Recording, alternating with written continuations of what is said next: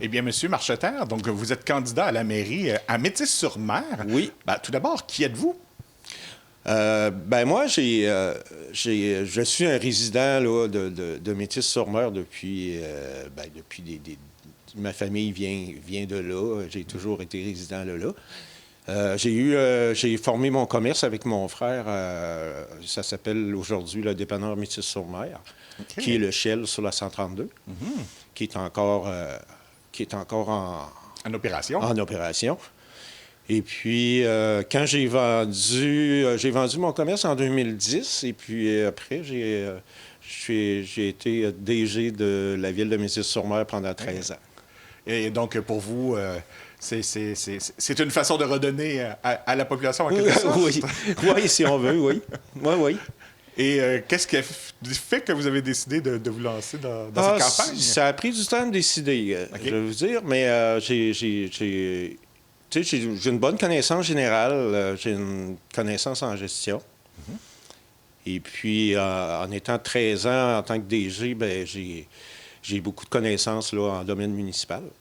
Fait que j'ai décidé de m'impliquer puis d'aider la communauté. Et à ce moment-là, je pense que l'un des chevals de bataille sur lesquels vous voulez travailler, c'est tout d'abord les finances publiques. Oui, les finances publiques, ça, c'est la première chose qu'il faut regarder là, dans mon mandat. Il faut surveiller le taux d'endettement de la municipalité versus la moyenne du Québec là, pour une municipalité de 1000 habitants et moins. Ça fait que moi, c'est ça, là, puis remettre les finances un peu ces rails, là.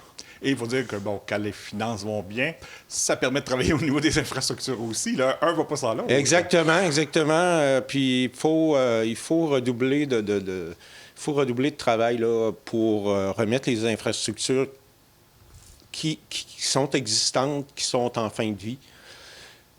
Parce que nous avons un plan d'intervention à la ville. Il faut suivre ce plan d'intervention-là. Ça, c'est important. Ça a été fait là, dans le cadre du programme là, TEC.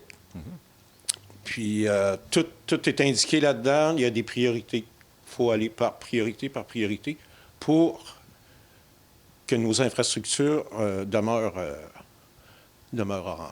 En bonne santé. en bonne santé. Oui.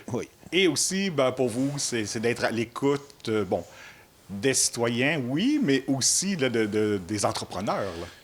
Là. Moi, en étant ancien commerçant, je comprends les entrepreneurs. C'est pas toujours facile. Moi, il y a les commerçants, les industries, même les agriculteurs. Il faut faciliter leur vie parce que c'est eux autres qui emploient. Hein. C'est des emplois dans la municipalité. Ça, c'est important. Faciliter s'ils ont des demandes, peu importe, pour soit croître ou faciliter leur Parce que si les entreprises vont bien, il y a des fortes chances que la si municipalité les entreprises vont là. bien, mais c'est un peu le cœur d'une municipalité, hein, l'entreprise, les commerçants et tout, là.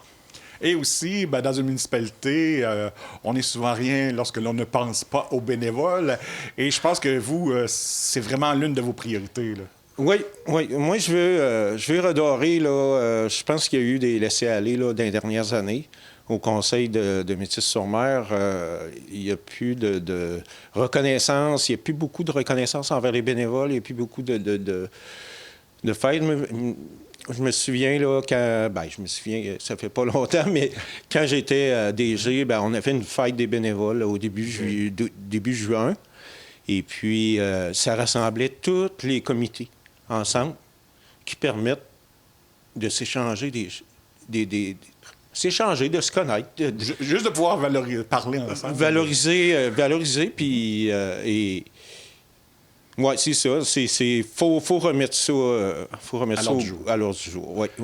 Et Métis-sur-Mer, on ne peut s'empêcher de passer à la place des marronniers. Donc, ça non plus, vous ne pourrez pas passer à côté.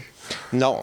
Non, non, non. Moi, je me suis engagé, si je suis élu, je vais former un comité indépendant. Ça, ce qui veut dire, c'est qu'il n'y aura aucun conseiller qui a déjà voté pour des résolutions concernant ce projet-là. Il n'y aura personne qui va être en lien avec l'organisme.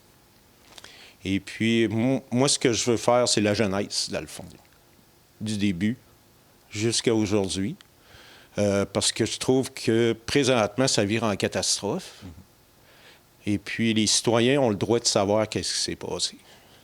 Et au-delà de tout ça, naturellement, qu'est-ce qui fait qu'on voterait pour vous le 2 novembre? Bien, vous voteriez pour le meilleur. Non, mais... Quelqu'un de franc? Hein? Quelqu'un de franc aussi? Oui, oui. Oui. C'est... non, ben, avec mes connaissances...